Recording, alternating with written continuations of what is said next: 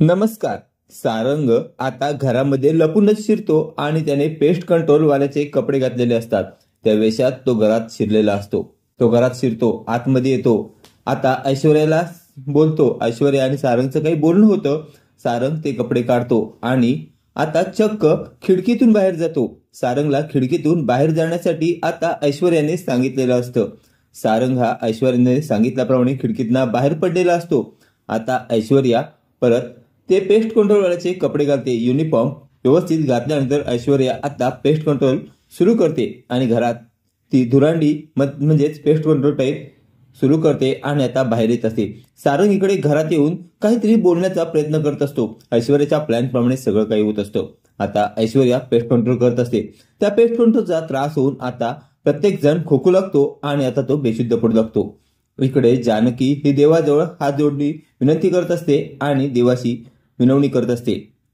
तेवढ्यात जानकीला आता सौमित्रचा कॉल येतो. जानकी आणि सौमित्र फोनवर बोलत असतात. जानकी सौमित्रला म्हणते, सौमी भाऊजी, मला ना त्या कड्याचं सत्य उलगडलं पाहिजे. त्यावेळी सौमित्र म्हणतो, हा. सौमित्र आता इथे उभा असतो. कुठे? जिथे आपले नाना उभे असतात तिथे सौमित्र सुद्धा नानांच्या रूम मध्ये राहून जानकी सोबत बोलत असतो. आता ऐश्वर्या सगळ्या घरभर पेस्ट कंट्रोल करत असते. ऐश्वर्याच्या मनात नेमकं काय असतं काही कल्पना नसते.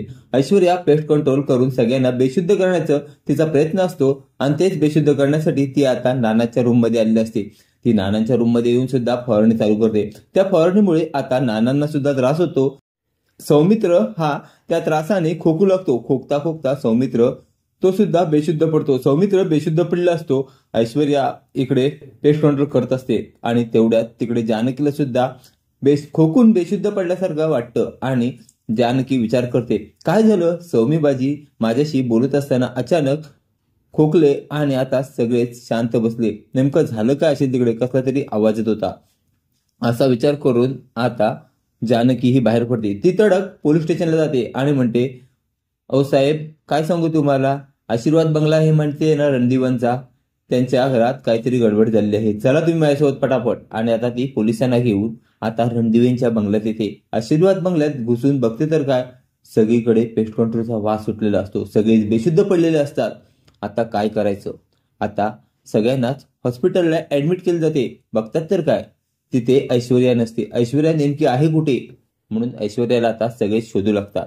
असेच मालिकेचे नवनवीन अपडेट पाहण्यासाठी व्हिडिओला लाईक आणि चॅनलला सबस्क्राईब करायला विसरू नका. थँक्यू.